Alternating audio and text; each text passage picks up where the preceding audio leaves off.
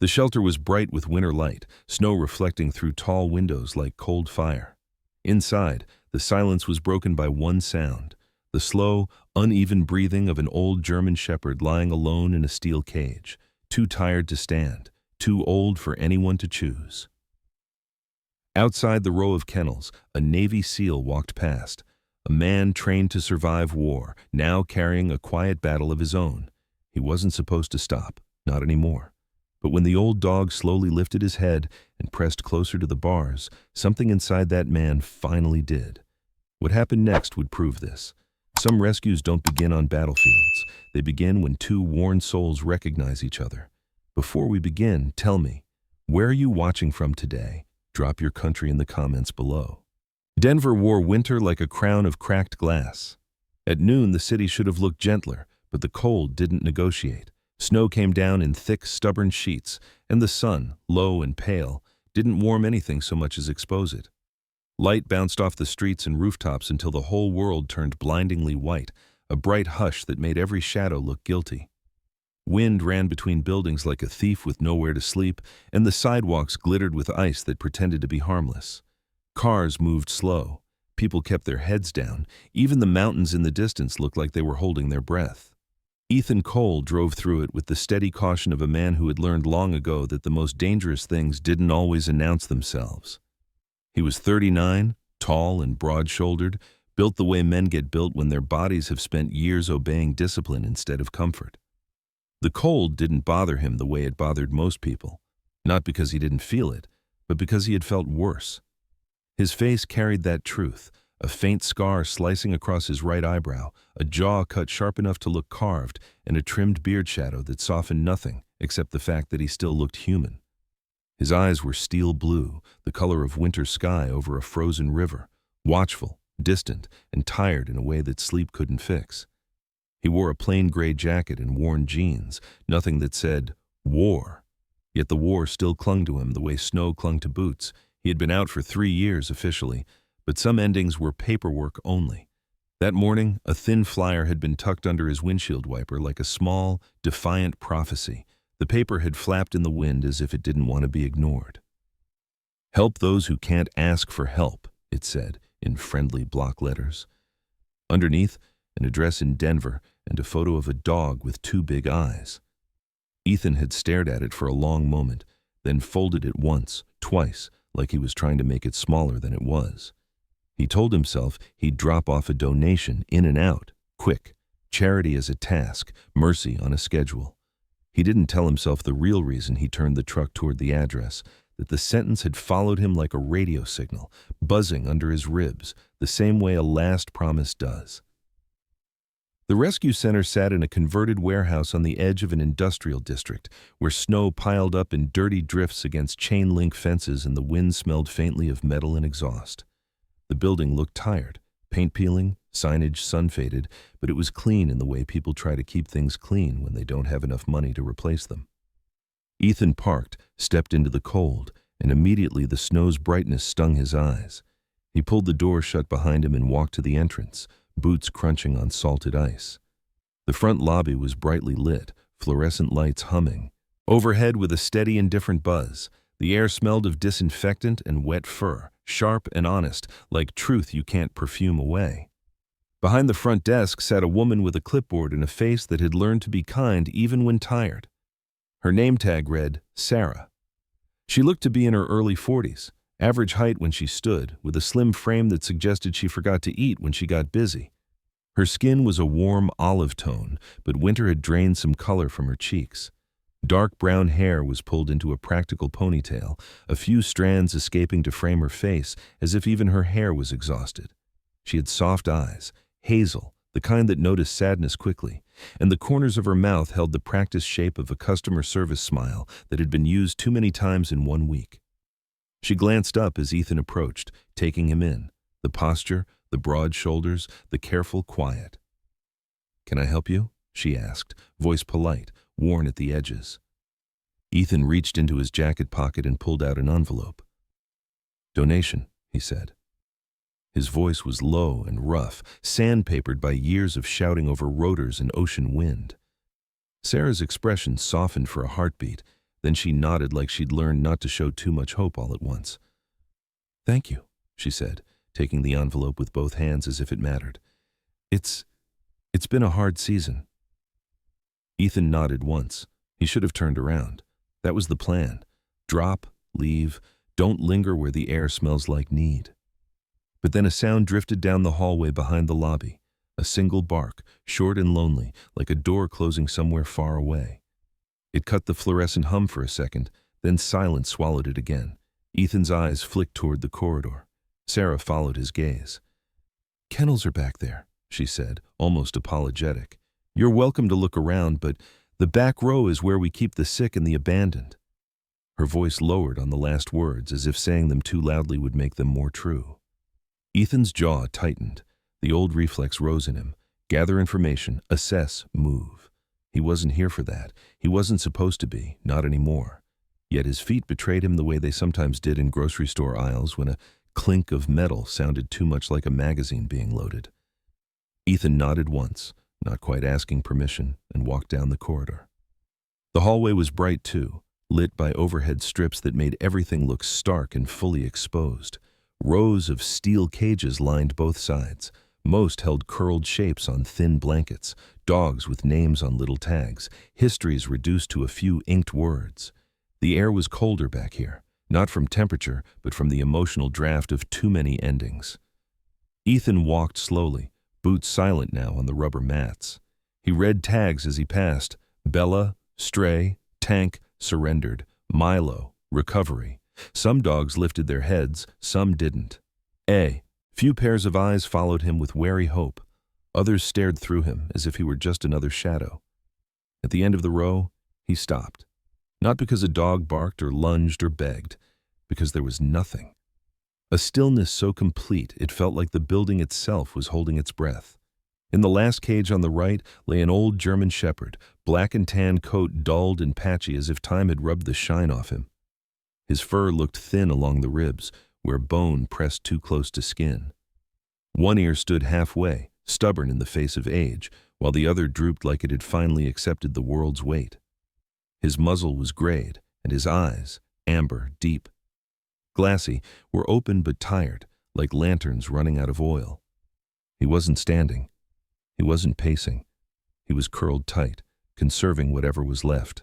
His breathing came slow, uneven, fading at the edges. The name tag clipped to the cage read, Max, Senior, Abandoned. Ethan crouched.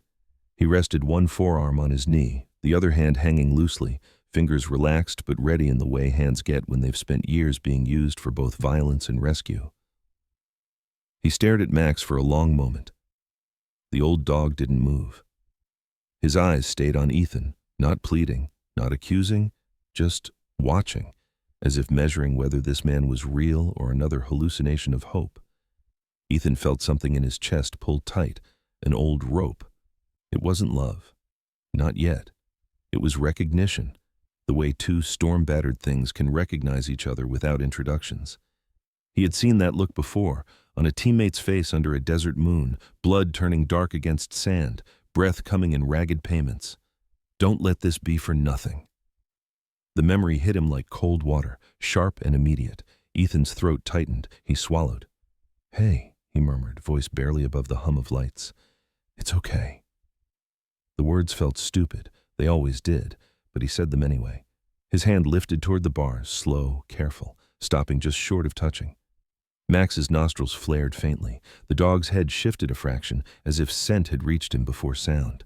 A slow, ancient effort moved through his body. Then, inch by inch, Max raised his head. It was not dramatic. It was not heroic. It was simply work. The kind of work old souls do when they decide not to disappear yet. His eyes locked more fully on Ethan, and the dog's gaze sharpened, as if something in Ethan's smell carried a familiar map: salt, metal, old smoke, grief. Ethan didn't reach into the cage. He didn't break any rules. He just brought his palm to the bars so Max could choose the distance. The old shepherd leaned forward, barely, and pressed his nose to the steel near Ethan's hand. The contact was tiny, cold metal between them, a barrier doing its job, yet it hit Ethan like a jolt. He could feel the vibration of Max's breath through the bars, warm against winter steel. From somewhere behind, Ethan, soft footsteps approached. Sarah stood a few yards back, clipboard hugged to her chest, her face careful. She didn't interrupt. She didn't say, "Don't touch." She watched like someone witnessing a fragile ritual she didn't want to ruin. "That one hasn't done much of anything," she said quietly, voice low so it wouldn't startle. "He was dropped at our gate before sunrise. No collar, no paperwork, just left." Ethan kept his eyes on Max. "How long?" "2 days," Sarah answered. "He doesn't eat much, doesn't bark, doesn't fight. He's just here." There was a tremor in her tone, not fear, but the tired sadness of a woman who had seen too many creatures stop believing. Ethan's jaw flexed. He knew that kind of here. He had been that kind of here in his own apartment some mornings, staring at coffee he didn't drink, listening to a refrigerator hum like it was the only thing alive. Max shifted again, and Ethan noticed something near the old dog's neck where fur thinned, a faint mark, like a worn tattoo or scarred symbol, half hidden under gray hair. Ethan's eyes narrowed. He leaned slightly, angling his head to catch the light. The fluorescent glare made the steel shine, but it also made scars easier to see. The mark wasn't random. It looked deliberate, an old imprint, a shape that had been there long enough to fade but not long enough to disappear. Ethan's hand hovered, wanting to reach closer, wanting not to. Max's gaze didn't break. Then, without warning, Max's paw moved. It slid forward, slow, scraping slightly on the blanket. For a moment, Ethan thought the dog was just adjusting, but the paw kept going, reaching the front of the cage. Claws, dull with age, tapped the steel once, twice. Then Max dragged them downward in a single, harsh line. Keng. The sound was bright and violent in the quiet corridor, like a blade drawn fast. Sarah flinched. A couple of dogs down the row barked in startled reply. Ethan's body reacted before his mind did, spine going rigid, breath stopping for a fraction, eyes scanning, an old reflex, ancient as war. Then he saw it. The paw had scraped away a bit of grime on the lower bar, and with the movement, Max's collar fur shifted, exposing the mark on his neck more clearly. Ethan stared. The symbol was faint, but unmistakably intentional.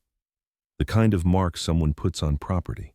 Not a shelter tag, not a medical note, something older, something meant to identify.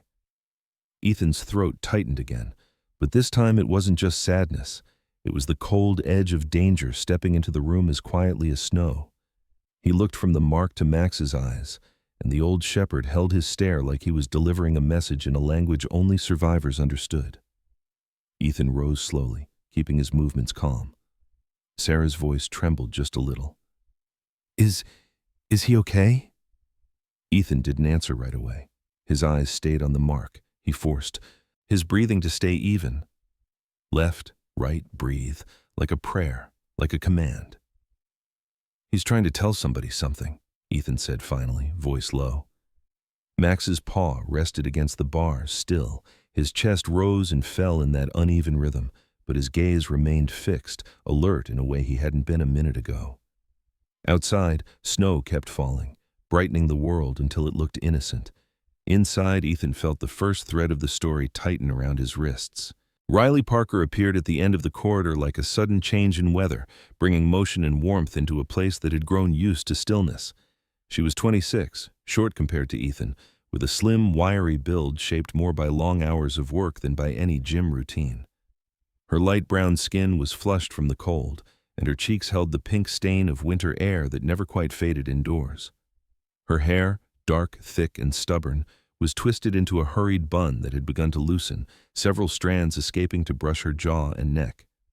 She wore a padded navy volunteer jacket 2 sizes too big, sleeves pushed up to reveal narrow wrists and hands that bore faint scratches, the honest marks of someone who worked with animals that did not always want help.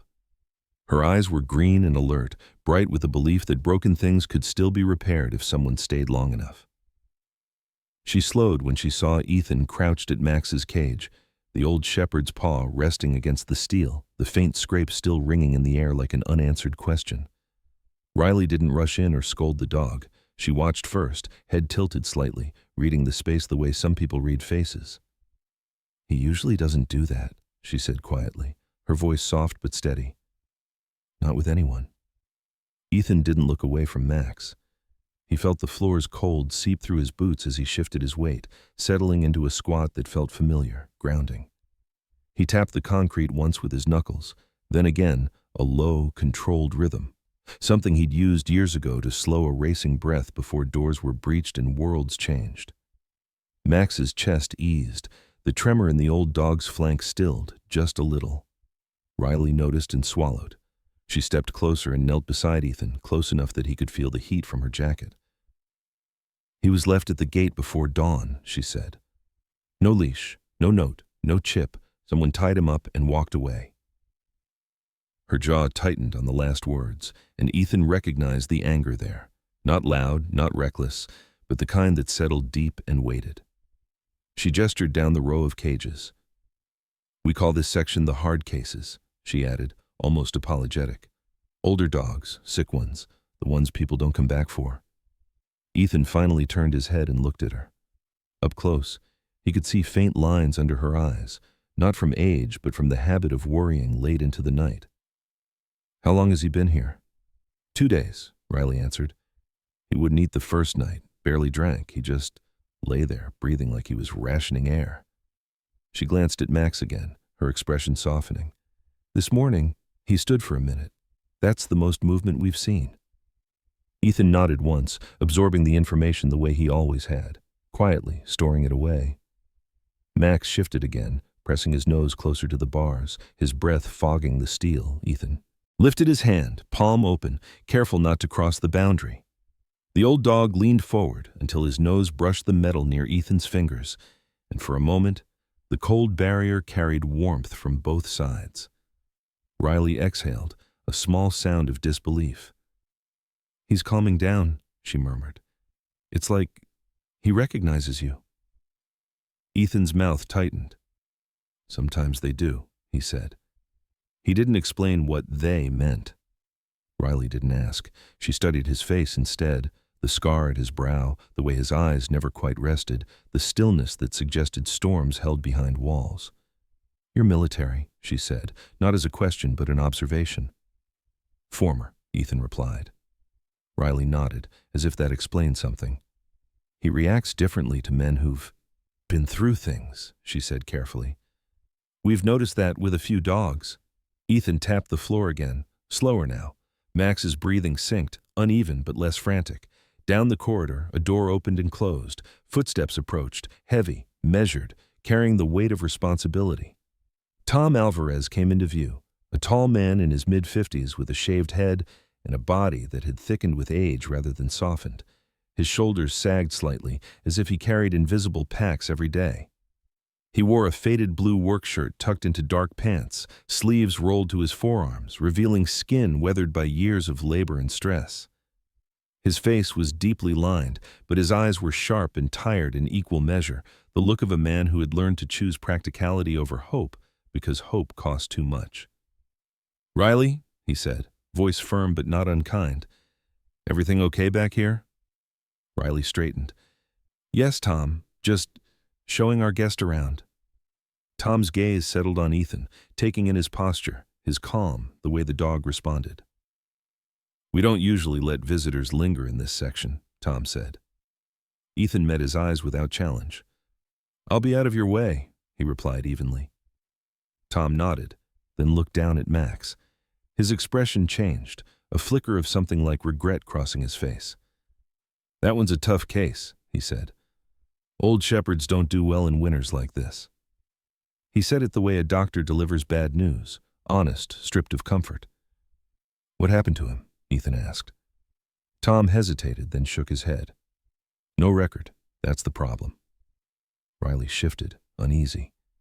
She crouched again, closer to Max, and gently lifted a fold of fur near his neck. The faint mark Ethan had noticed earlier caught the light more clearly now, a worn symbol, edges softened by time. Riley's breath caught. Her color drained a shade. "I've seen something like this before," she said. Tom frowned. "Where?" An alert bulletin, Riley replied. A few months back, about illegal training operations, dogs marked so they could be identified if they got loose. Tom's jaw clenched. You're saying he might be... I don't know, Riley said quickly. But it matches. The placement, the style. Ethan leaned closer, careful not to startle Max. He studied the mark, memory stirring.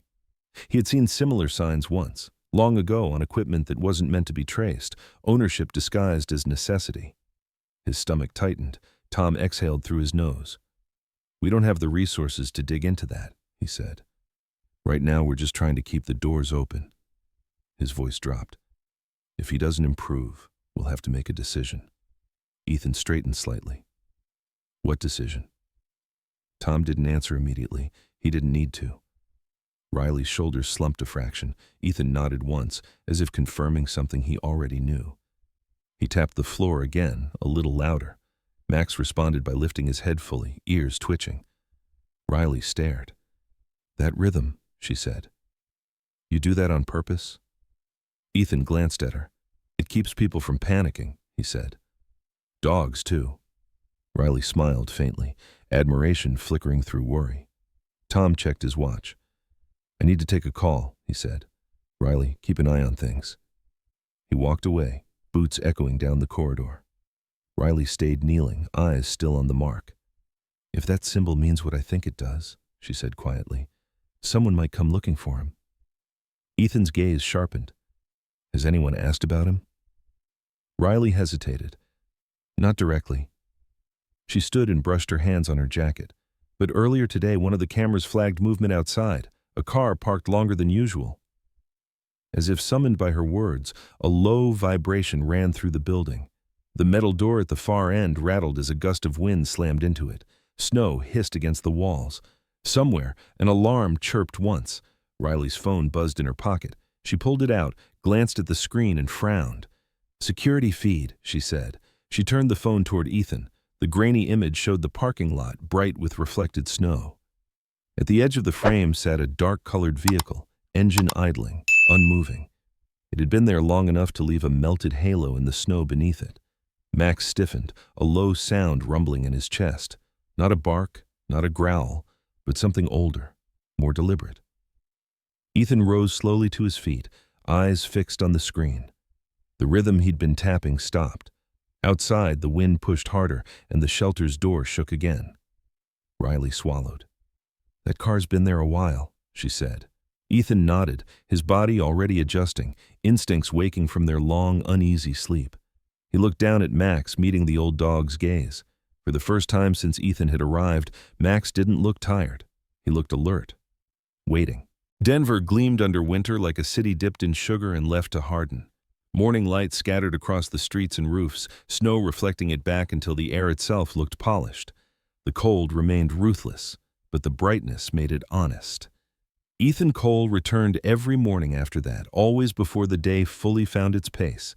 He parked in the same spot, shut his door with the same careful pressure, and walked toward the rescue center while his breath smoked faintly in front of him. He carried the old green canteen each time, dented and scratched, its paint worn thin where his fingers had worried it for years. It swung at his side like a habit he hadn't been able to set down. Inside, the shelter hummed awake, lights buzzing, heaters clicking, the soft chorus of dogs stretching into consciousness. Ethan nodded once to Sarah at the desk. She'd started greeting him with a look that mixed gratitude and concern, and went straight to the back corridor without asking permission. He didn't sign in. He didn't linger anywhere else. Max waited at the end of the row, as he always did, curled but alert, amber eyes lifting when Ethan's boots crossed the threshold. Ethan sat on the concrete, cross-legged, back straight, shoulders squared in a way that spoke of drills and discipline rather than comfort. He set the canteen beside him and began to tap. Tink, tink, tink. The sound was small but precise, metal on stone, steady as a metronome. It wasn't a lullaby, it was a promise. Time exists, breath exists, you are not alone in this minute. Max's chest rose and fell in time with it. The first morning, he only sniffed at the bowl when Ethan was there. The second, he took a few tentative bites, jaws working carefully like an old man testing a sore tooth. His ribs still showed beneath his thinning coat, but the glassy emptiness in his eyes had receded, replaced by something like watchfulness. Riley noticed before anyone else. She was kneeling a few cages down, refilling water bowls, when she glanced over and froze. "He's eating," she whispered, as if afraid to scare the moment away. Ethan didn't look up. "He's listening," he said. Riley laughed softly, a sound like relief escaping despite itself. "If you keep this up," she teased, "we're going to have to start paying you." Ethan's mouth twitched. "I already got paid once," he replied. Didn't end well. The joke landed heavy but honest, and Riley didn't push. Over the days, the routine settled into something almost sacred. Ethan came in the mornings and sometimes again before dusk, tapping the rhythm, speaking low when he spoke at all. Sometimes he counted breaths, sometimes he said nothing. Max learned the sound. He learned that when the tapping came, panic didn't need to. Tom Alvarez watched from a distance, arms crossed, jaw set in the way men set their jaws when they don't want to hope. Tom had run the shelter long enough to know patterns, and this one scared him a little. Hope made losses sharper. "We're still in trouble," Tom told Ethan one afternoon, leaning against the corridor wall. The fluorescent lights carved lines into his tired face, emphasizing the deep grooves at his temples. "End of the month, we'll have to move some dogs, transfers, city kennels. We don't have the funds to keep everyone." Ethan nodded, eyes on Max. "What happens to the ones who don't transfer?" Tom exhaled slowly. "You know the answer." Ethan tapped once more, harder than before. Max's ears twitched, but he stayed calm. The truth sat between the men like cold steel. Riley overheard and looked away, blinking fast. The next morning, Denver shone brighter than ever, snow fresh and unmarked. Ethan arrived early, earlier than usual, his breath sharp in his chest. The shelter felt quieter than it should have at that hour. He walked the corridor, boots whispering, the tapping already echoing in his mind before he began. When he reached Max's cage, he stopped. The latch was wrong. Not open, just touched, shifted. The metal sat at a slightly different angle than it had every other day. Someone had tested it. Ethan crouched slowly, scanning the floor. No obvious footprints, but the snow outside had been tracked and retracked, making patterns meaningless. Max lay inside the cage exactly as before, body still, eyes fixed not on Ethan, but on the empty hallway behind him.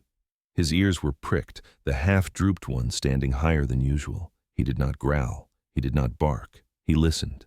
Ethan felt the hairs on his arms lift. He set the canteen down and tapped once. Max didn't look away from the corridor. Ethan tapped again. Max's gaze flicked back to him just for a second, then returned forward. The dog was alert in a way that spoke of old training, old vigilance. Riley appeared behind Ethan, coat zipped, hair escaping its bun in dark strands.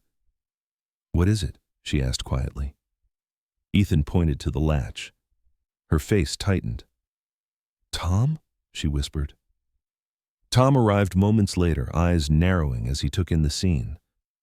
"Nobody should be back here that early," he said. His voice was low, controlled, but there was a tremor beneath it. "Camera logs?" Riley asked. Tom shook his head. "I'll check." Ethan stood, slow and deliberate, positioning himself between Max's cage and the open corridor without quite realizing he'd done it. Max shifted, lifting his head higher, his breathing steady but ready. Outside, a truck passed, tires hissing on packed snow. The sound made Max's muscles tense, then ease. Ethan looked down at him, meeting those amber eyes. "Easy," he murmured. "I've got you." The words surprised him. He hadn't meant to say them. They sounded like something else he'd said once, somewhere far from Denver, far from snow. Tom cleared his throat. "I don't like this," he said. "We'll tighten security."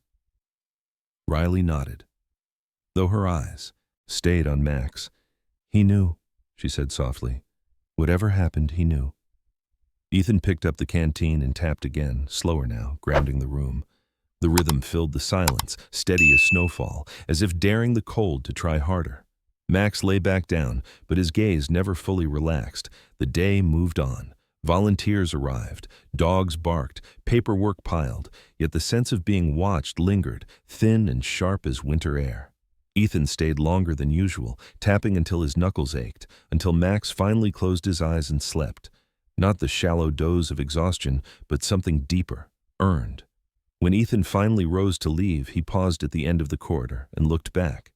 Max had shifted, resting his muzzle against the bars, eyes half open, watching the empty space where footsteps had been. Ethan tapped the canteen one last time, a soft farewell. Outside, Denver gleamed, innocent and blinding, snow hiding tracks as quickly as they were made. The snow at noon was almost cruel in its beauty. Sunlight struck the frozen streets of Denver and exploded upward, turning every surface into a mirror that refused to let darkness hide. It was the kind of brightness that made pain visible. Inside the shelter, the light spilled through high windows and painted long white bars across the concrete floor. Ethan was mid-tap when Max's breathing changed. It wasn't subtle.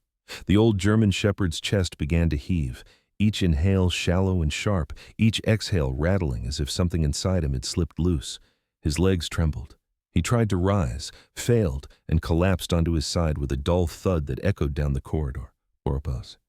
Riley shouted Ethan's name, her voice breaking the fragile calm they had built over days. Ethan was already moving. He dropped the canteen, unlatched the cage in one clean motion, and slid inside, the cold steel biting into his knees. Max's body was lighter than it looked, all bone and tired muscle beneath coarse fur. His eyes rolled toward Ethan, unfocused but trusting, and that look hit harder than the fall itself. Ethan scooped him up, one arm under the chest, the other bracing the hips, lifting him the way he had lifted men before. Carefully, urgently, with practiced control. Tom appeared at the end of the corridor, face pale beneath the fluorescent glare. "Go," he said, already reaching for the phone. "I'll cover here." The parking lot was a white field, snow packed hard and bright enough to sting the eyes. Ethan half ran, boots slipping once, then finding grip. He laid Max across the back seat of his truck, folding a blanket beneath the old dog's head, murmuring low, steady words that weren't meant to be heard so much as felt. "Stay with me," he said. He didn't notice the echo of the phrase until later. The drive to the clinic blurred into light and motion. Tires hissed, sun flared across the windshield.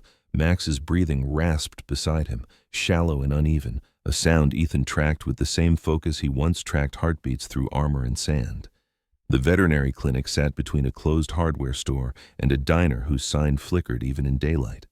Inside, the air smelled of antiseptic and warmed fur. Dr. Lila Henson met them at the door. She was 47, tall and composed, with a narrow face framed by auburn hair pulled into a low, practical knot. Fine lines traced the corners of her eyes, not from age alone, but from years of concentration and worry. Her skin was pale, freckled lightly across the nose, and her movements carried the calm authority of someone who had learned not to panic when others did. "Put him here," she said, voice steady. Her hands were cool and sure as she guided Max onto the exam table. She worked quickly, listening to his chest, checking gums, pupils, pulse, her brow furrowed. "He's crashing," she said, but not the way malnutrition alone would explain. Ethan stood back, fists clenched, jaw tight. He watched every movement, every needle, every note scribbled on the chart. When Dr. Henson finally stepped away, she didn't soften the truth. "He's severely underweight," she said. "Dehydrated. But there's more." She held up a small vial. "His blood work shows prolonged exposure to sedatives. Low dose, long term. Enough to dull responses without killing him." Ethan's stomach dropped. "Someone didn't want him alert," he said. Dr. Henson nodded once. "Didn't want him barking. Didn't want him remembering." She glanced at the faint mark on Max's neck, now more visible with fur parted for IV access. "I've seen marks like that before. Not common, usually tied to private training operations." Ethan swallowed. Memory pressed in from all sides. Rooms where voices were kept low, where silence was engineered. "Can he recover?" he asked. Dr. Henson met his eyes. "Physically? Yes. Mentally?" She paused. "That depends on whether the thing that hurt him is truly gone." While Ethan signed consent forms at the counter, a nurse hovered nearby. She was young, maybe early 20s, with dark hair tucked under a cap and nervous eyes that darted toward the door. She leaned in, lowering her voice. "Someone called earlier," she whispered. "Asked if we had an old German shepherd brought in. Asked about a mark on his neck." Ethan's pen stopped mid-signature. "Who?" The nurse shook her head. "Blocked number. They hung up when I asked for a name." Ethan finished signing, his handwriting suddenly sharp and angular. He returned to the exam room just as Max stirred slightly, chest rising more evenly under the IV's steady drip. Relief washed through him, thin, cautious. He rested a hand near Max's shoulder, not touching, just close enough to let warmth pass. "You're not done," he murmured. Outside, the sun still blazed, snow glittering like shattered glass. When Ethan finally stepped back into the parking lot, the brightness felt harsher than before. He unlocked his truck and reached for the door handle. That's when he saw it. A folded piece of paper was tucked beneath the windshield wiper, stark against the glass. He pulled it free. The message was written in block letters, neat and deliberate. "Don't take him home." His phone buzzed in his pocket at the same moment. A missed call. Unknown number. Ethan looked from the paper to the clinic door, then back at the snow-covered street. Somewhere behind the beauty of winter, something old and patient was watching, and it had finally decided to speak. Ethan brought Max home the long way, choosing streets that wound away from traffic and noise, as if distance itself could dilute whatever shadow had followed them from the clinic. The house sat at the edge of Denver, where the city thinned into quiet, a one-story structure with peeling paint and a porch that creaked like it remembered better days. Winter light still ruled the afternoon. The sun hung low but fierce, scattering glare across the snow so bright it made the eyes ache. When Ethan unlocked the door, cold air rushed out first, carrying dust and the dry scent of old pine. He stepped aside, letting Max choose the threshold. The old German shepherd entered slowly, paused testing the wood as if reading a map written in sound. Each step landed with a soft click, nails tapping the floor like a clock that had learned patience. Max's coat looked rougher in the daylight, black and tan, dulled by age, the gray at his muzzle thick and honest. His ears moved independently, one stubbornly upright, the other resigned, listening to the house the way he listened to the world. Ethan set the blanket by the fireplace and turned the heat on, the unit groaning awake like an old companion. He moved through the rooms with quiet efficiency, opening windows for a minute to chase out the stale cold, sweeping snow crystals that had fallen from his boots into neat lines. He laid out food and water, then sat on the floor, back against the couch, and waited. Max circled once, twice, then lowered himself near the hearth, ribs rising and falling with a steadier rhythm than before. Still, his gaze never left the front window. He watched the yard as if it might speak. Riley arrived before dusk, breathless from the cold, arms full. She wore a thick winter coat zipped high, cheeks flushed, hair pulled back in a loose ponytail that caught the light like a dark ribbon. She set the bags down, food measured to Max's needs, a bottle of medication with Dr. Henson's careful instructions taped to it, and a new collar, simple and sturdy. Riley's eyes traveled the room, pausing on a framed photograph on the mantel turned face down. She didn't ask, but the question sat between them. Ethan followed her gaze and shrugged. "Some things," he said lightly, "work better when they're quiet." Riley smiled with half her mouth. "Your house feels like you," she said. "Sparse but honest." He snorted. "It survives on snow and willpower." "Snow's free," she replied. "What about willpower? How are you paying for that?" He tapped the canteen once against the table, a familiar metallic tick. "On credit." They shared a small laugh, the kind that releases tension without pretending it's gone. Riley knelt to fit the collar, hands gentle and sure. Max allowed it, eyes still on the window. When she left, the light had thinned into gold. Night came without darkness, the snow-reflected street lamps and porch lights, until the world glowed like a stage set. Ethan made soup, the steam fogging the window for a moment before Max's breath cleared it again. He ate standing, listening to the house settle. The ticking began later, unplanned. Ethan sat at the kitchen table and tapped the canteen's rim against the wood, slow, even, a heartbeat measured in metal. Max lifted his head. The sound anchored the room. Outside, tires whispered on snow. Max rose in one smooth motion, body tense but controlled, a low growl threading his chest. He moved to the window and stared. Ethan followed, peering through the glare. A dark vehicle rolled past the house without slowing, engine idling low. It didn't stop. It didn't speed up. It passed like someone counting steps. Max's growl deepened. Not fear, not challenge, but recognition. Ethan's hand tightened on the canteen. The car disappeared down the road, leaving the snow unbroken and the night bright as bone.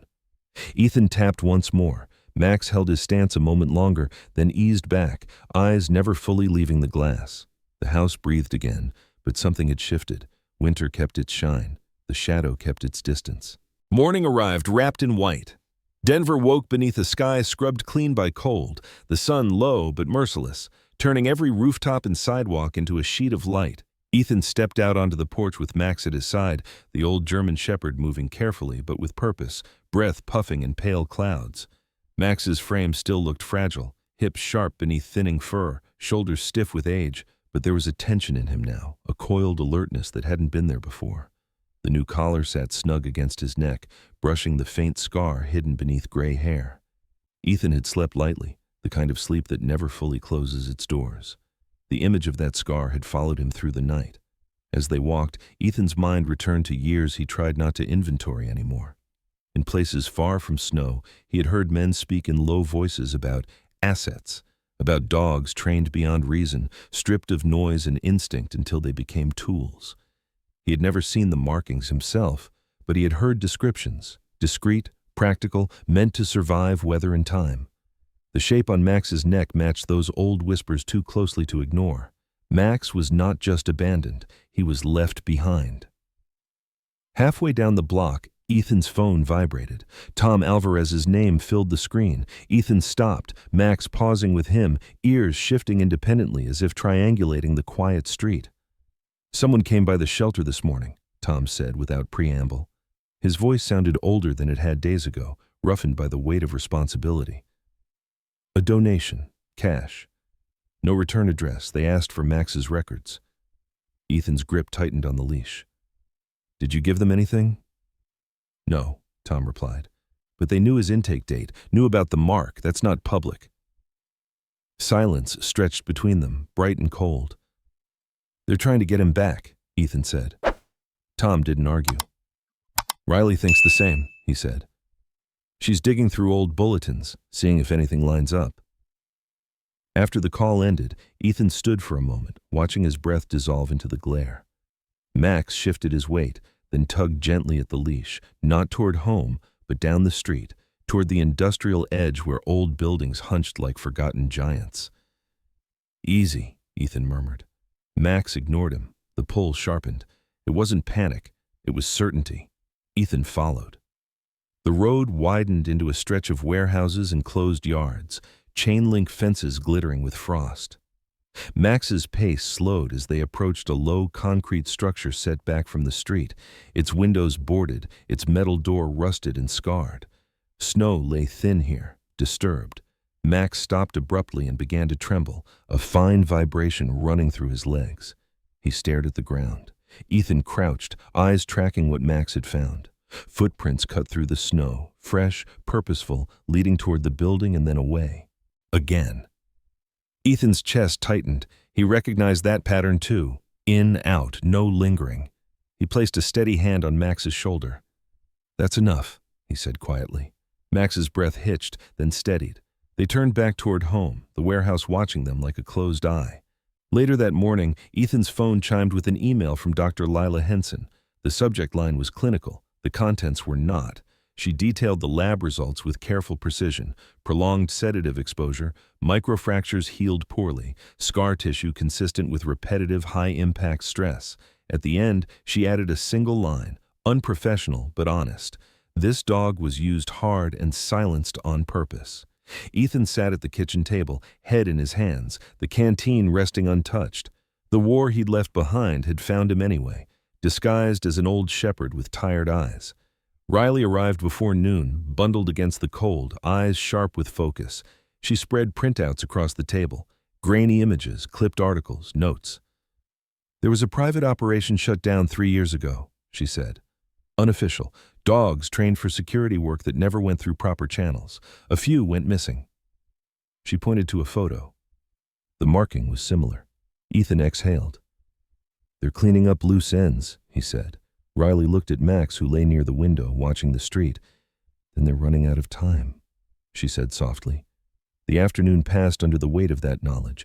When the sun dipped, the light didn't fade so much as sharpen, snow throwing it back into the house through the windows. Ethan checked the locks twice.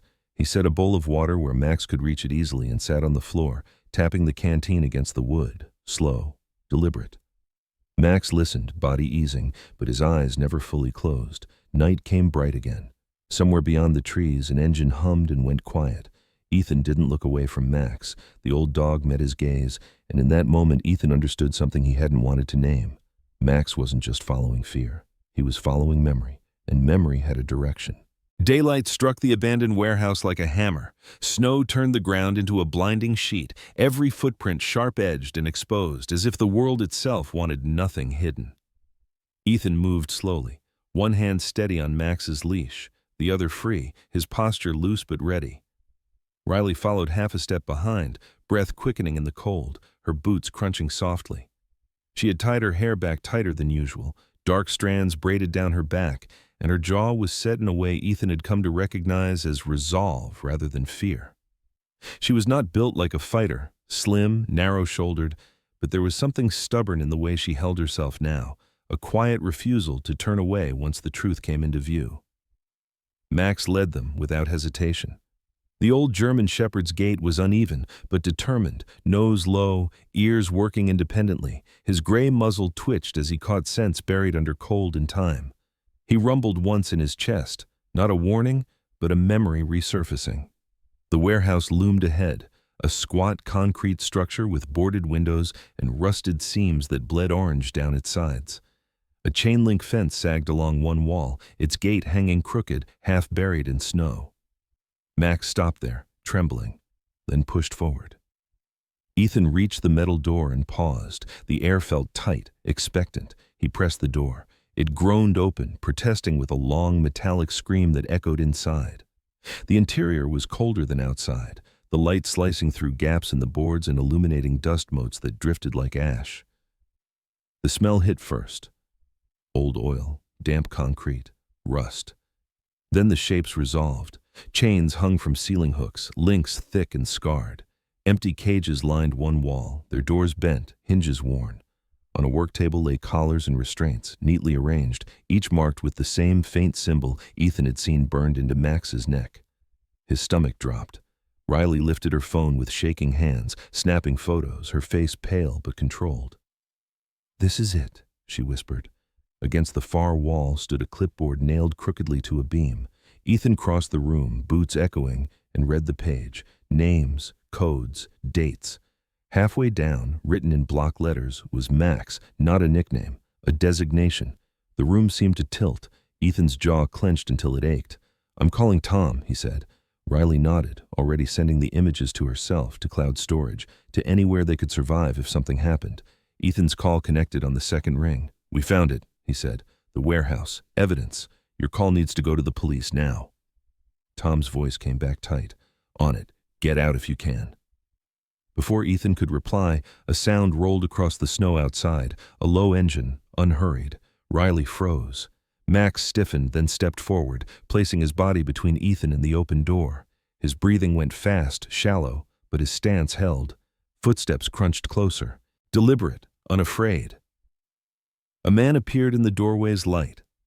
He was tall, broad across the chest, wearing a dark coat that looked expensive in a way meant to pass unnoticed. His hair was cut close, salt threaded through black, his face angular with a trimmed beard that sharpened his jaw. His eyes were calm, assessing, the kind of eyes that measured people like distances. He smiled slightly, not warmly. "You shouldn't be here," he said. His voice was even, practiced, as if he had delivered bad news often and learned not to flinch. Ethan stepped forward a fraction, keeping his body square, his hands open. "That dog's not yours," he said. The man's gaze dropped to Max, lingering on the scar at his neck. "He belongs to us," the man replied. "He always did." Riley's fingers tightened around her phone. "You left him to die," she said. The man shrugged once. "He outlived his usefulness."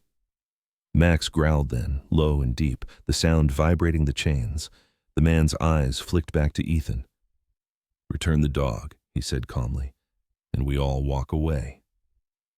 The light outside flared brighter as clouds shifted, snow reflecting like a blade. Ethan felt the old rhythm rise in his chest, not panic, not rage, but focus. He tapped his fingers once against his thigh. Max steadied. The man's smile thinned. "Last chance," he said. Max surged forward, placing himself fully between Ethan and the doorway, legs shaking but locked. The man's voice cut through the cold air. "Bring him here." The morning broke open in white. Snow drifted down like crushed stars, the sky pale and mercilessly bright, as if winter itself wanted to witness what would be decided. The police arrived in marked vehicles that reflected sunlight so fiercely it hurt to look at them, lights off, engines idling low. Officers moved with careful efficiency around the warehouse, boots crunching, radios murmuring. The man who had demanded the dog stood apart from them, posture relaxed, hands visible, confidence worn like a tailored coat. Up close, his features looked even sharper, angular cheekbones, a beard trimmed with precision, eyes cool and gray, the kind of eyes that believed systems could be bent if you knew where to press. He introduced himself through his attorney, a slender woman in her late 40s with ironed hair and a voice polished to neutrality. She spoke smoothly about contracts, ownership, misunderstandings. She claimed the dog had been leased years ago. She spoke as if a living thing could be itemized. Ethan listened without interrupting. He stood tall, shoulders square, face unreadable. Max, still Max for now, pressed against his leg, body trembling but resolute. When the officers turned to Ethan, their questions were procedural, not cruel, but heavy all the same. Who owned the dog? Where was the proof? Why had he taken him? Ethan felt the familiar itch to argue, to lay out a clean timeline, to raise his voice until truth rang louder than lies. He didn't. Instead, he reached into his jacket and pulled out a folder. Dr. Lila Henson stood nearby, having driven in when Tom called her, her auburn hair pulled back, her coat dusted with snow. She was calm but firm as she explained the medical findings: prolonged sedative exposure, healed microfractures, trauma consistent with forced labor. This animal was abused, she said clearly, and rehabilitating. Riley stepped forward next, cheeks flushed with cold, eyes bright with conviction. She showed the photos from the warehouse: chains, cages, the clipboard with names, the symbol matching the scar on the dog's neck. Murmurs rippled through the small crowd. The attorney objected. The man smiled thinly. Ethan waited, then he crouched and tapped twice against the frozen ground. Thump, thump. The sound cut through the air, small but exact. The dog's ears lifted, his breathing steadied. He pressed his shoulder into Ethan's knee and looked up, eyes clear. Ethan tapped again, slower. Thump, thump. Dr. Henson nodded. "That response," she said, "is a positive indicator of recovery and bonding. He recognizes safety." The officers exchanged glances. Tom Alvarez cleared his throat, stepping into the light. He looked tired, but there was steel under it. "The shelter authorizes immediate foster placement with Mr. Cole," he said. "Effective now." The attorney's smile faltered. The man's eyes hardened for a fraction of a second, long enough to notice, not long enough to prove. The decision landed quietly, but it landed. The investigation would continue. The warehouse would be sealed. Paperwork would grind forward like winter itself. By midday, the story had already escaped its cage. A volunteer's photo, Ethan kneeling by steel bars, hand pressed flat, an old shepherd mirroring him, spread across screens. Donations came in small waves, then larger ones. The shelter's account stopped bleeding. A fundraiser that afternoon took shape almost by accident. Tables set under bright lights, snow reflecting everything into a soft glare, breath steaming as people gathered. Ethan stood off to one side while Riley worked the crowd, her energy tireless, her voice warm. When the paperwork was finalized, Tom handed Ethan a pen. "Name?" he asked gently. Ethan looked down at the dog, who stood taller now, weight still low but spirit unmistakably present. "Buddy," Ethan said. Simple, honest, warm. The pen scratched, the name took. At the gate, as the sun dipped and the snow sang with light, Ethan opened the latch. Buddy stepped forward into the brightness, lifted his head, and drew a long breath that seemed to fill every scar with air. Ethan rested a hand on his neck, thumb brushing the faint mark now softened by new fur. "Let's go home," he whispered. They walked away together. Behind them, on the fence line where snow had drifted, a thin line had been traced, fresh, deliberate, half buried already by falling white. Not a threat, a reminder. Winter didn't erase everything, it just taught shadows where to stand. Sometimes, miracles don't arrive with thunder or fire. They come quietly, in the steady rhythm of a heartbeat, in a hand that chooses to stay, in a soul that refuses to walk away. Buddy was never just an old dog, and Ethan was never just a broken man. They were reminders that God often works through presence, not perfection, through patience, not power, through compassion, not control. In a world that moves too fast and leaves too many behind, this story asks us something simple but difficult. Who are we willing to wait for? Who do we reach for when it would be easier to keep walking? Maybe the miracle isn't that Buddy survived. Maybe the miracle is that two wounded souls found each other exactly when they needed it most. And maybe, just maybe, God still speaks in those moments of mercy we offer one another. If this story touched your heart, please share it so someone else might be reminded that hope is still alive.